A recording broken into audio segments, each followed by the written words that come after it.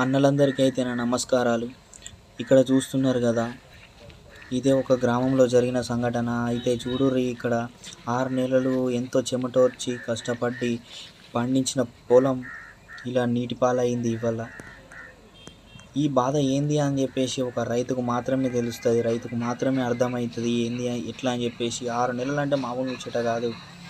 ఇక్కడ చూడుర్రి, ఒక ఎకరం పొలం వడ్లు మొత్తం నీట మునిగిపోయి ఇదంతా అయ్యిందబ్బా. చేతికొచ్చిన పొలం ఇట్లా వచ్చిన వడ్లు కింద పడిపోతే ఆ రైతు ఎంత దల్లాడుతాడని చెప్పేసి ఒక రైతుకే తెలుస్తుంది.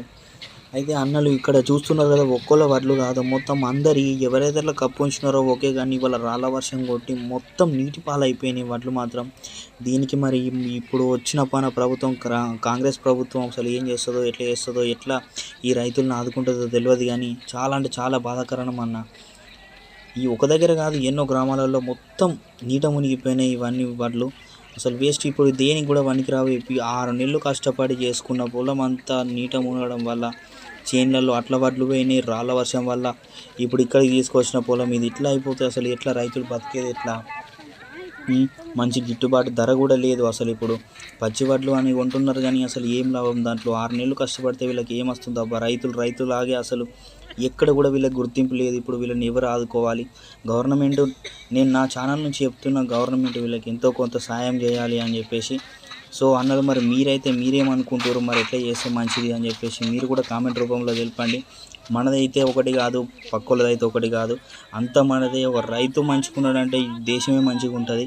చూడుర్రి, ఎక్కడోళ్ళు అక్కడ కూర్చొని పాపం ఎట్లా ఏడుస్తున్నారు. ఎన్నో రోజులు కష్టపడి ఇదంతా చేసుకున్న ఫలితం దక్కలేకపోయింది. అసలు చూడుర్రి, ఏడుస్తున్నారబ్బా. చాలా అంటే చాలా బాధాకరం. పాపం చూడండి, నీట మునిగి అసలు దానివల్ల యూజ్ ఏమున్నది? అంతగానం చేసేసి లాగోడి పైసలు కూడా రాకుండా అవన్నీ పోతే నీటి పాలు అయితే ఎవరు ఆదుకుంటారో వీళ్ళని? ఎట్లనో ఉన్నవాళ్ళు ఉంటారు, లేని వాళ్ళు ఉంటారు. ఈ ప్రభుత్వమే ఆదుకోవాలి అసలు వీళ్ళని. రెక్కాడితే కానీ పూట గడవని కుటుంబాలు కూడా ఉన్నాయి దీంట్లో. అన్నలు మీరైతే మరి ఈ వీడియో నచ్చిందని అనుకుంటున్నాను నేను. మీకైతే మీరు ఒక కామెంట్ చేయర్రి, మీకేమనిపించింది?